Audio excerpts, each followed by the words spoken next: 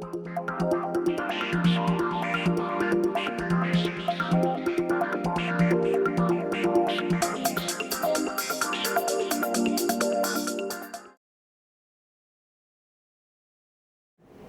today we are going to discuss management of diabetes in female population. We know that diabetes is exploding across the world, and fundamentally we know that diabetes is growing up in across all genders, but women do particularly badly. We know that type 2 diabetes now has crept as the ninth main cause of death in women, and probably more than half of women with diabetes die due to it. So obviously diabetes shortens lifespan, and in a woman the lifespan is shortened almost by 8 to 10 years in a diabetic who doesn't have diabetes. So if there's a woman with diabetes, then she is likely to die 8.2 years earlier than a woman who doesn't have diabetes. Also, you know that women don't do very well with heart disease and diabetes, and they have a six-fold increased risk diabetic women have compared to normal women. If you look, why do you get diabetes and why do women get diabetes? Fundamentally, it is linked to insulin resistance, and that insulin resistance is linked to either bad genes or environment. And you know that you may be predisposed to bad genes, and that will propel insulin resistance, which can start as early fetal life, then sometimes in adolescence, which can manifest as PCOS, and later on it can manifest later on in gestational diabetes or type 2 diabetes. And we all know that physical activity has become very less, and diabetes is a disease where there is affluenza and there is sedentarism. So sedentary lifestyle causes obesity and type 2 diabetes.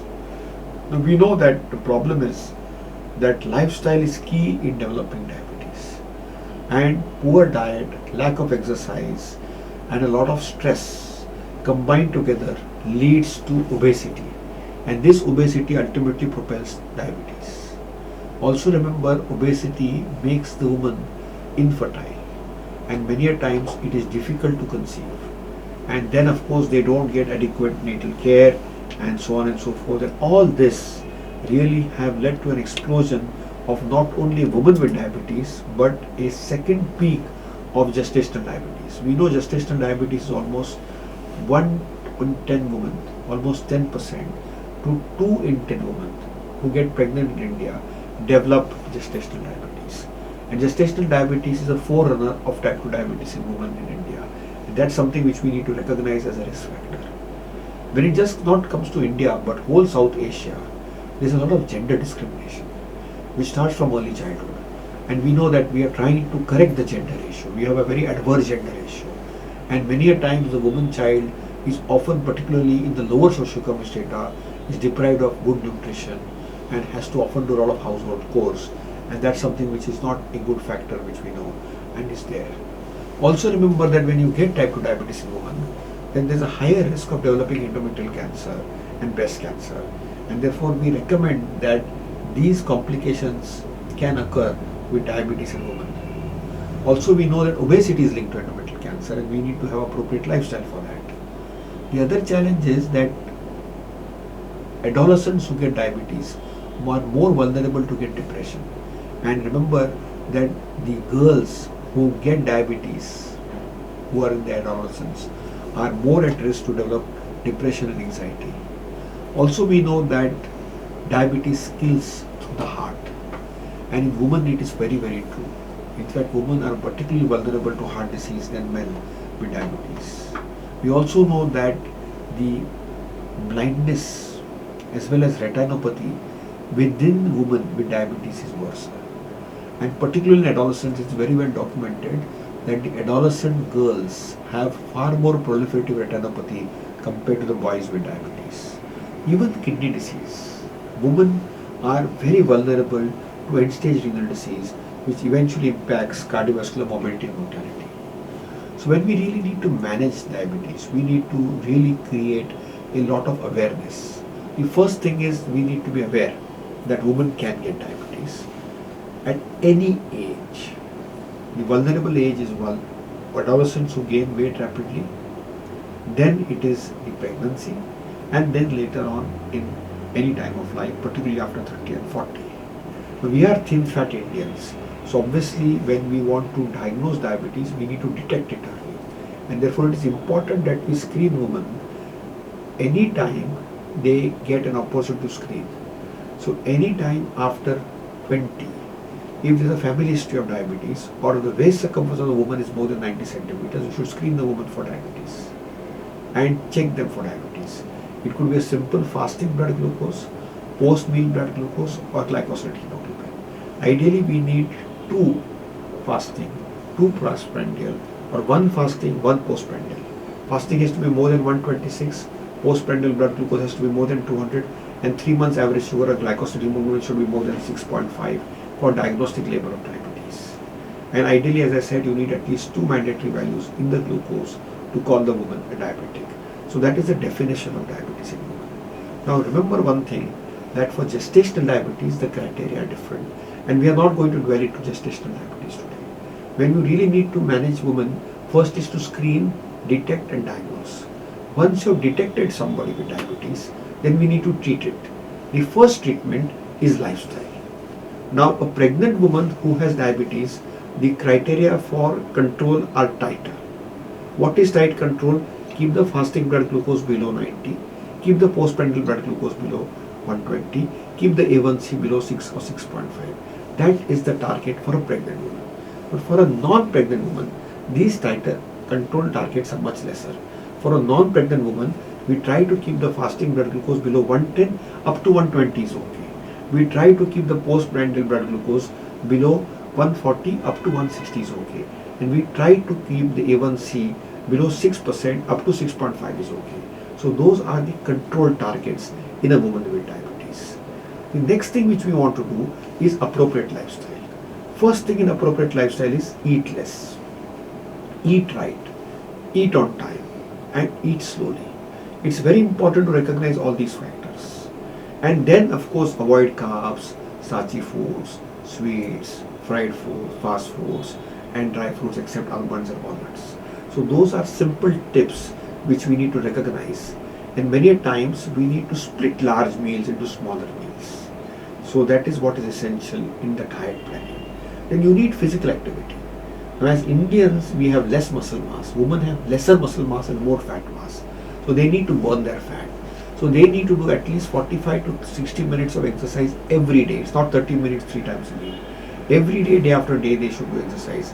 It should be physical exercise, aerobic exercise, muscle strengthening exercise, and all forms of exercise are recommended for women with diabetes. It's very important that they do that. Now, it's not just important to do diet and exercise, because somebody may do perfect diet and exercise, but may be very stressed out. And therefore, it is important to recognize that factor of stress, anxiety, and depression. So, women with diabetes need to sleep well. Now, you know that a modern Indian woman, particularly in urban India, has to do multitasking. She has to not only take care of her family, whether it is her spouse, children, or family members. She has to also work and she has to balance both. And therefore, the stress level on her is huge and her sleep is deprived. So, it is important to recognize that in women particularly, adequate sleep for 5 hours is critical so that they do not have a bad impact on their diabetes control. And therefore they need to not only eat on time, eat right, eat less, eat every 2 to 3 hours, but they need to do at least 60 minutes of physical activity, sleep on time and sleep well. And they need to be stress free and they need to smile. So that is about the lifestyle. Of course, lifestyle is not just important. Lifestyle will drop the A1C by 1% or 1.5%. But we have a standard ASD algorithm, we have an IDF algorithm, we have an ACE algorithm, and I will go over all these algorithms in the slides which are just shown to you. And all these algorithms have a simple target. If the patient is symptomatic and A1C is above 9 or 10%, then you need to start the patient on insulin. But everybody doesn't come with that. Some of these patients can be managed very well with a triple therapy. And in India, the standard triple therapy has been a good secretagogue with metformin with alpha glucosidase inhibitor. Glitazones are not very popular with women because they can affect the heart, they can affect the bone mass and bone density. That's why they are not great drugs. Gliptins, because of very conceptual time, are again not the ideal drugs in women below 40 with diabetes. And therefore standard conventional agents like a metformin, a glimepiride or a gliclazide or a secretagogue and a voglibose and acarbose can do very well with their control of diabetes. Of course, after 40 or 50, the treatment of women and men with diabetes is almost similar. So you can start with 1 or 2 agents. If the A1C is below 7.5, between 7.5 and 9, you usually need 2 or 3 agents.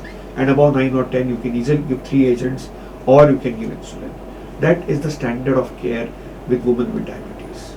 Also remember, it is just not important to recognize that this is the only component of managing women with diabetes.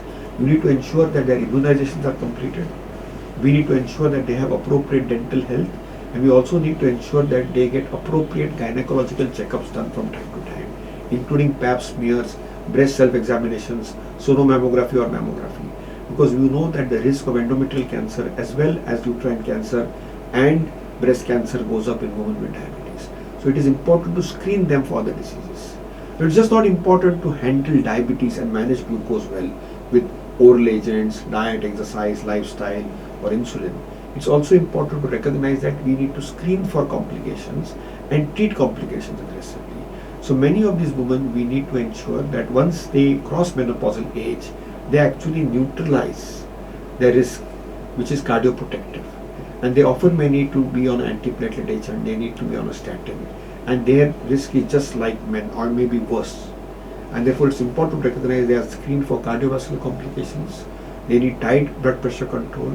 We ensure that the microvascular complications, whether it's the retina, whether it's the kidney, whether it is the nerves, they all are looked after well. Because if your glycemic control is good, the whole triopathy or vascular complication is less. And not only that, the macrovascular complications, whether it's cerebrovascular disease, whether it is peripheral vascular disease, whether it's carotid artery disease, whether it's coronary artery disease, all that is taken care of. And therefore we need to ensure that we need to screen them for complications. Also, it is important to recognize that women often are susceptible to multiple injuries, and therefore they need to take care of their feet very well, because diabetic women have a higher propensity to develop diabetic feet, diabetic ulcers and often amputations. We want to have a zero amputation free woman, because they often tend to ignore their feet very badly. Often they do not wear footwear appropriately, and it's important that that's an tenet which we need to recognize. They are also vulnerable to develop infections. There are superficial fungal infections, particularly of the nails, vaginal candidiasis. All these are very common infections in women with diabetes, and we need to recognize and we need to treat them well. Beyond just infections, we also need to screen them for some common systemic infections. And one of the common infections which occurs particularly in vegetarian Indian women with diabetes is tuberculosis. And therefore we need to ensure that we screen them for tuberculosis and treat them well. Beyond all this also, we recognize that women often have a lot of micronutrient deficiencies. May it be B12, may it be D3, and that also needs corrections. And also remember that all women need to have an appropriate dental checkup and a dental screen when they are being treated for diabetes. So obviously managing women with diabetes is a very holistic approach. Women need and deserve attention, they need specialized care, and they have diabetes does not behave typically the way male diabetes will behave. So it's important that we prevent diabetes. And to prevent diabetes, the mantra is very simple. Because we need to screen and detect diabetes early. But if you really want to prevent women with diabetes, we need to ensure that they eat well, they eat on time, they eat slowly, they eat right. They have a large breakfast, moderate lunch and a small dinner, so that they can lose weight and not gain weight. Because it's the abdominal obesity, it's the visceral fat which propagates diabetes. And not only that they eat, but they also spend that energy. So at least do 45 to 60 minutes of good physical activity. May it be aerobic exercises, may it be muscle strengthening exercises, maybe yoga, but they need to ensure that they burn some fat. Now remember that the abdominal fat is the most difficult fat to burn. So either they need to do good physical activity like abs, or they may have to do Kapalbhati, but they need to do that.